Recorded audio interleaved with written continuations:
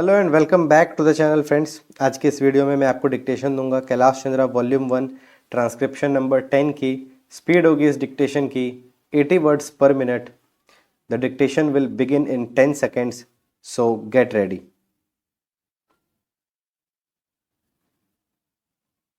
Five, four, three, two, one, start.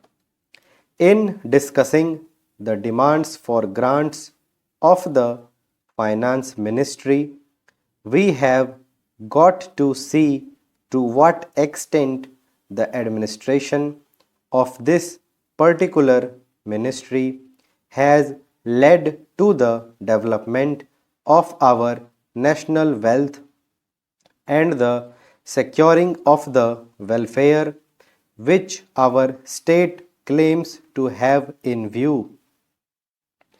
Madam, we must try to analyze very carefully the working of this particular ministry because it is not merely a department of the government, so to say, but it is the nerve center of the administration of the country.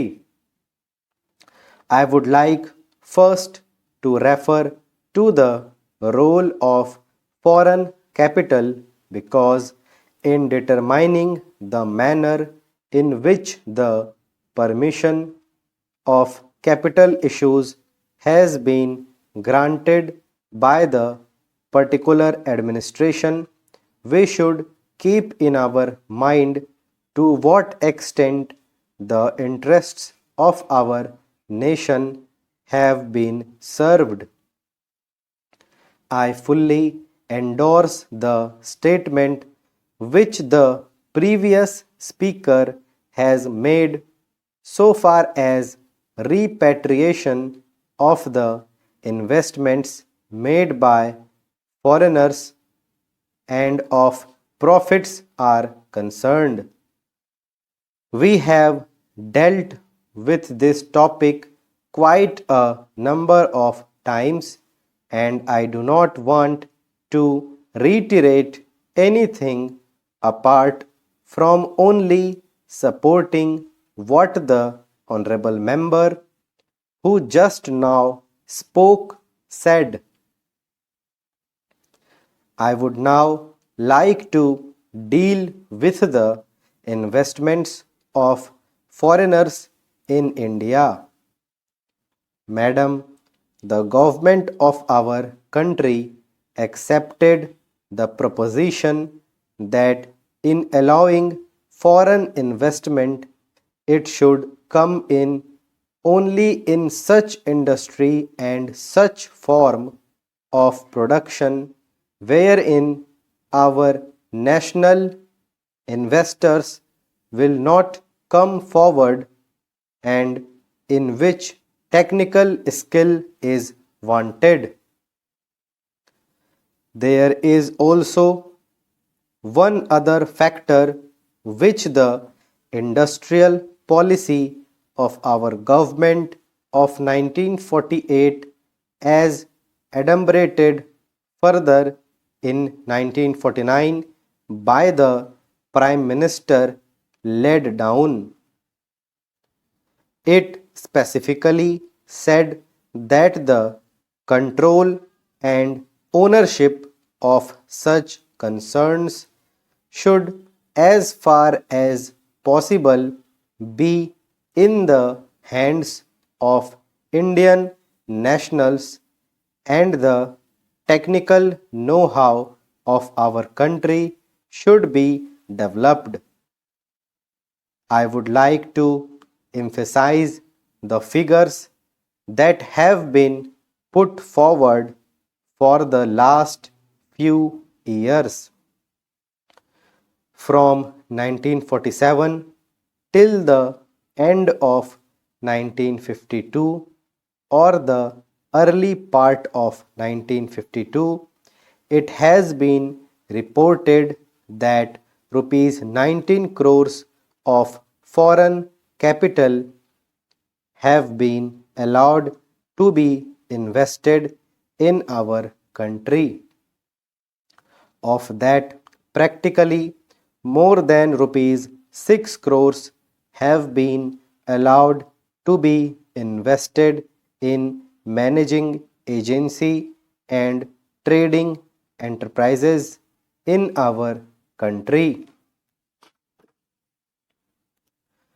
So far as the government policy is concerned, we find that a sum of rupees 4 crores has been allowed to be invested this year. We do not know how it is to be used up.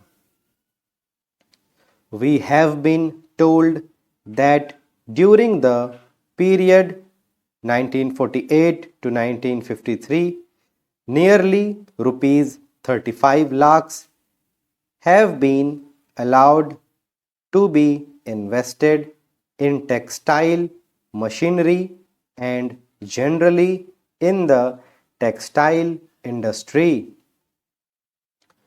We have seen to what extent cotton and jute have been dominated by the national capital and to what extent they play the role as against the demand for them.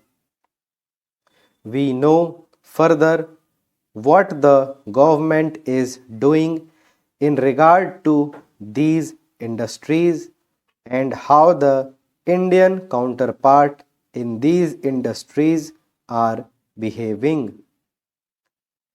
Then why this further penetration of foreign capital?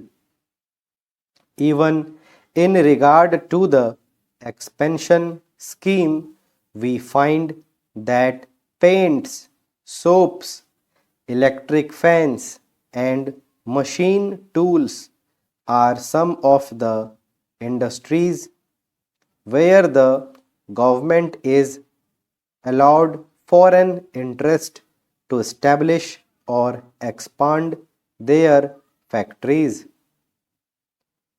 It will adversely compete with the production of the country when the indigenous producers do not find any market in this sphere.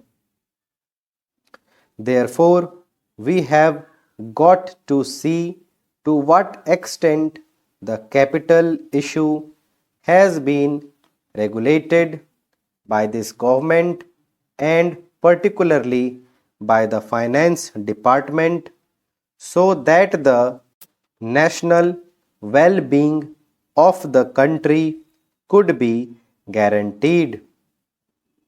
Then we have got to look into the fact as to how far the new industries are allowed to function. So far as the oil refineries are concerned, some of them have been established and some more are going to be established very soon. In the control of the administration, the Indians have no share. There are only preference shareholders and they have no voice in the management. So far as the administrative aspect in this industry is concerned, the most important part of it is the technical know-how. They do not guarantee that they will train the Indians. That means they say even after 20 years we will have to face the problem of the know-how in respect of the oil refineries. I do not know why the government are showing softness to foreigners in this matter. Then we have another investment in collaboration with the Indian chemical industries for the manufacture of civil explosives. Here, as far as I have gathered, only 20% is going to be Indian capital. The majority of the shares will remain with the Indian chemical industries. Nobody else has been allowed to make any investment. It would have been better if other companies and private individuals had been given an opportunity to purchase the shares. So friends, यहाँ पे हमारी dictation खत्म हो जाती है। I hope कि आप लोगों ने डिक्टेशन अच्छे से लिखा होगा। इसमें कुछ वर्ड्स ऐसे हैं जो कि आप किसी भी तरीके से लिख सकते हो, 2-3 टाइप से लिखा सकते हैं। जैसे एक जगह पे था 1948 टू 1953, इसको आप न्यूमेरिकल में लिख सकते हो 1948-1953 या फिर 1948-53। फिर एक जगह पे था ₹35 lakhs या करोड़, जहाँ पर भी आते हैं वहाँ पे आप न्यूमेरिकल में भी लिख सकते हो और लेटर्स में भी लिख सकते हो, दोनों सही माने जाएंगे। और जहाँ भी ऑनरेबल मेंबर्स आया है वहाँ पे आप ऑनरेबल 4-5 टाइप से लिखा था, आप किसी भी तरह से लिख सकते हो, सारे सही माने जाएंगे। सो आई होप आप लोगों ने डिक्टेशन अच्छे से लिखा होगा। और कोई डाउट हो आप लोगों तो आप कमेंट में पूछ सकते हैं। मिलते हैं आपसे अगली ट्रांसक्रिप्शन में, ट्रांसक्रिप्शन नंबर 11 के साथ में। तब तक के लिए लिखते रहिए। Thank you.